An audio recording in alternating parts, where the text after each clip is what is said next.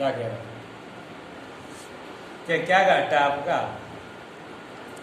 तो उसने कोई घाटा नहीं है। सूख कैसे गई क्या बताऊं, कुछ कह तो सकती नहीं।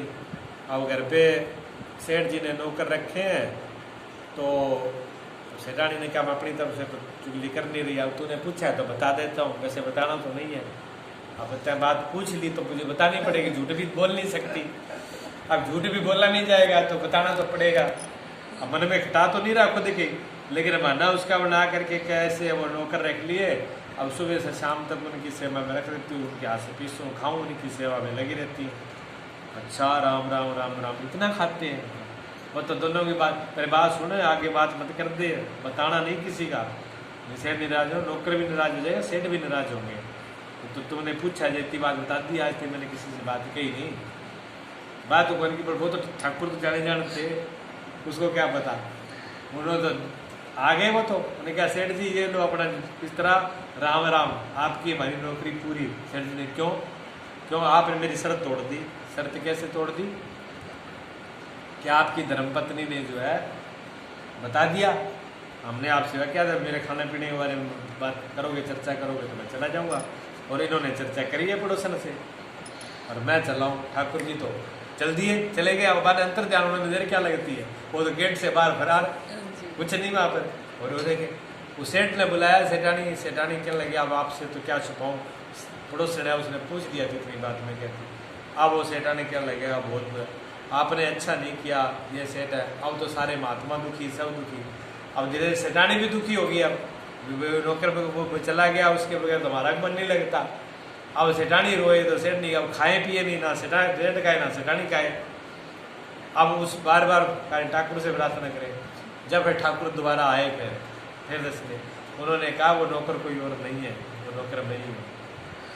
तेरी मनसा थी, तेरे मन में थी, तू बार बार मुझे कहता था कि मेरे पास नौकर नहीं है, नौकर नहीं है संतोष, इसलिए तेरी भावना पूरी करने के लिए मैं ही नौकर बन करके आया था। तो जब उनको बताया तो सेठ सेठानी और भी ज़्यादा दुखी हो गए, भी आप हमारे लिए नौकर बने, इससे तो ना करते हम सेवा तो ही ठीक है। तब उन्होंने भगवान ने कहा नहीं, मैं भगत के लिए हमेशा नौकरी रहता हूँ, आप दुखी नहीं होइए, मेरी खुशी, मुझे प्रसन्नता है, मुझे आपने कोई ज़बरदस्ती तो बांधा नहीं, आपके भावना से मुझे प्रसन्नता है। अब भगवान ने उनको आशीर्वाद दिया, तो आशीर्वाद दिया सेवा करो, कोई नहीं, तो सेवा ऐसी होती है। तो गुरु ने जो है उठ करके उनको बताया, गुरुपद ऐसा है। ये पहला श्लोक है। पहला श्लोक में गुरु का स्वरूप बता रहे हैं भगवान। भगवान कहते हैं ब्रह्मानंदम, गुरु का स्वरूप है वो ब्रह्म आनंद, जो ब्रह्म परमात्मा है। ब्रह्म शब्द का अर्थ होता है व्यापक, बहुत बड़ा। ब्रह्म का मतलब है भी वो इतना फैला हुआ है कि उसके विस्तार का, फैलाव का मतलब कोई अंदाजा नहीं है, अनंत है। तो जब वो ब्रह्म इतना फैला हुआ है कि ये सारे आकाश भी उसके अंदर कुछ नहीं है, सारे आकाश भी उसमें समा जाए, तो ऐसी कौन सी जगह है जहाँ पर गुरुपद नहीं है, गुरु नहीं है? ऐसी कोई जगह है जहाँ पर गुरु नहीं है? क्योंकि जब इतनी जगह पर है, वो जब रोम रोम में सब जगह समाये हुए हैं, लेकिन ऐसा शिष्य के अंदर आ जाना बहुत बड़ी बात है। गुरु तो परिपूर्ण है, लेकिन शिष्य के पास ऐसी दृष्टि आ जाए कि वो देख ले। जैसे अर्जुन, भगवान तो अर्जुन के सामने खड़े हैं, भगवान को तो पता है भी मैं क्या हूँ, अर्जुन क्या है, लेकिन अर्जुन के पास तो आँख नहीं है। भगवान कहते हैं कि मैं आप तेरे को दिव्य दृष्टि दूंगा, तब तू मुझे देख पाएगा मैं क्या हूँ। और दिव्य दृष्टि थोड़ी सी देर दी थी, थोड़ी सी देर में, और जो विराट रूप देखा सो ही घबरा गया। कहते बस बंद कर लो इसको, ये रूप तो मेरे से सहन ही नहीं हो रहा, इतना विराट रूप। आप ये पूरे महाभारत के जितने योद्धा खड़े वो तो भगवान की जाड़ में लगे हुए थे, जाड़ के नीचे।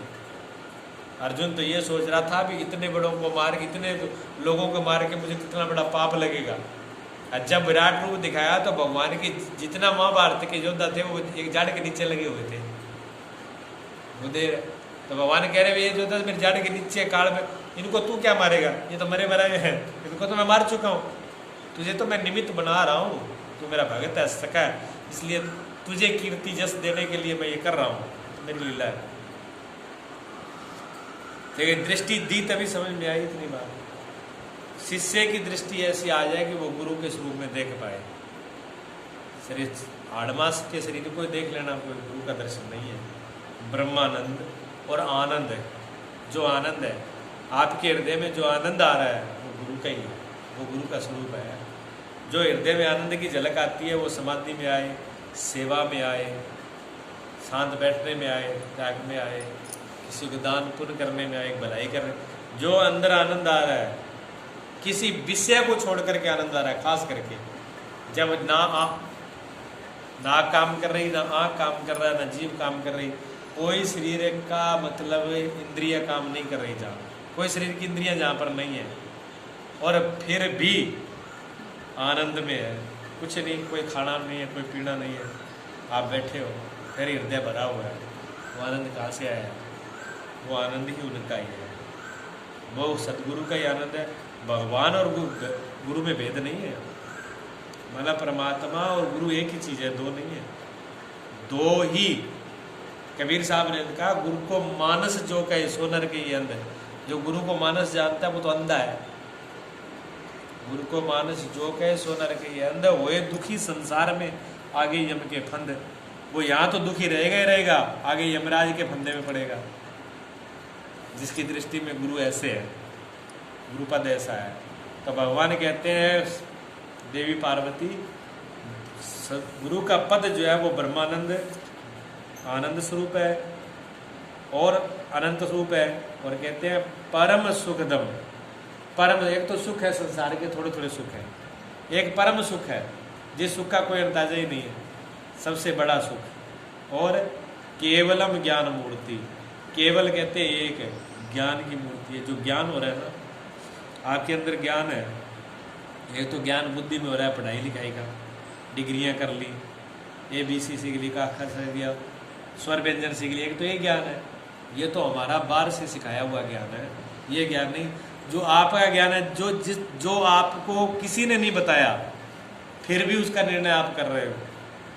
आप अपनी बुद्धि का भी निर्णय करते हो, आप अपने मन का भी निर्णय करते हो, आप अपने शरीर का भी निर्णय करते हो, आप अपने जगने का भी निर्णय करते हो, आप अपने सोने सपने का भी निर्णय करते हो, आप अपनी गहरी नींद का भी निर्णय करते हो ना। तीन सब चीज़ में आप रहते हो। गहरी नींद में भी आपको ज्ञान होता है, मैं सोया कि नहीं सोया।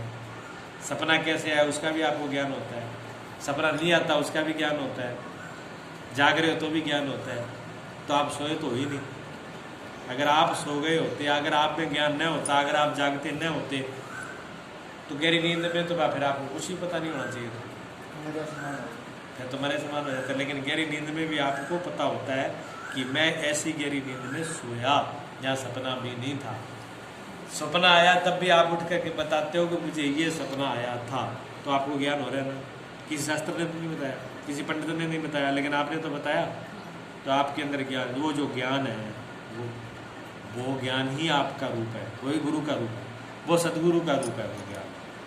वो ज्ञान हमेशा रहता है, कभी उसको मिटा नहीं सकते। और क्या कहते हैं, द्वंद्वातीतम गगनस्थ। द्वंद्व कहते हैं दो, सुख और दुख, सर्दी और गर्मी, अच्छाई और बुराई, लाभ हानि, जस अपजस, मान अपमान, इन सब से अतीत मैंने परे। ना तो वहाँ पर बढ़ाई काम करती, ना अपमान काम करता। कोई बुराई कर दे तो भी कोई फर्क नहीं पड़ेगा वहाँ, क्यों वहाँ तक पहुँचते ही नहीं है सब। ना वहाँ बढ़ाई पहुँचती, ना अच्छाई पहुँचती, ना भलाई, ना जस ना अपजस, ना नफा ना घाटा, ना सुख ना दुख, ना सर्दी ना गर्मी, उस पद पे नहीं पहुँचती, वो सबसे आगे है। और क्या, गगन सदृश, इस आकाश की तरह फैला हुआ है।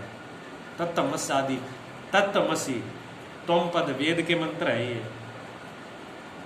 तत्तमसी, तत्तमसी का मतलब ये होता है, तत्त मैंने वो परमात्मा, वो सदगुरु, जो गुरु है, जो परमात्मा है, असी मैंने वही तुम हो। तुम्हारे में उसमें भेद नहीं है, वो तुम्हारा रूप है, ठीक है ना। एकम नित्यम, एक है, दो नहीं है, वो एक ही है, एक ही सदगुरु, एक ही परमात्मा, भेद नहीं है वहाँ पर, भेद है ही नहीं, एक ही है, नित्य। हमें ये नहीं आज है कल नहीं है, कल होगा परसों होगा, जब उससे आगे बाद में होगा, जब पहले होगा, जब आगे था, पहले कभी हुआ था सतयुग में, फिर कभी होगा भविष्य, ऐसे नहीं, नित्य हमेशा ही है वो। ऐसा कोई क्षण, ऐसी कोई टाइम